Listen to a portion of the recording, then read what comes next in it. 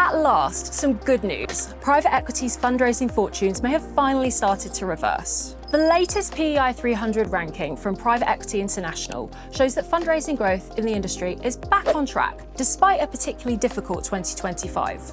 The total amount of capital raised over the last 5 years by the industry's 300 biggest firms reached an all-time record of almost $3.6 trillion, marking an 8% rise on the prior year's ranking. That's good news for the industry, because this time last year, we saw a market flatlining, with almost zero growth year on year. So while an 8% rise is still below the historical average of around 11% each year, it's still a sign of a fundraising market returning to historic norms. Private equity fundraising has been through the mill recently.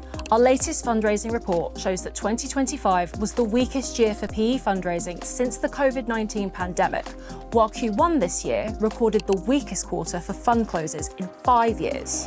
So, if the backdrop is so bleak, why has the PEI 300 grown? One answer is that the top-ranked firms still know how to succeed. The biggest managers are raising the biggest funds, and those mammoth closes are helping to lift all of the names on our ranking. The top 10 firms on this year's list, for example, accounted for roughly a quarter of all capital raised. The downside to this is that it's becoming increasingly difficult for smaller firms to rise through the ranks of the PEI 300.